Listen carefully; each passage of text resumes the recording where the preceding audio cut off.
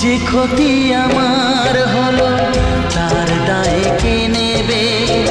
বুঝিনি পাওয়ার আগে সবই যে হারাবে।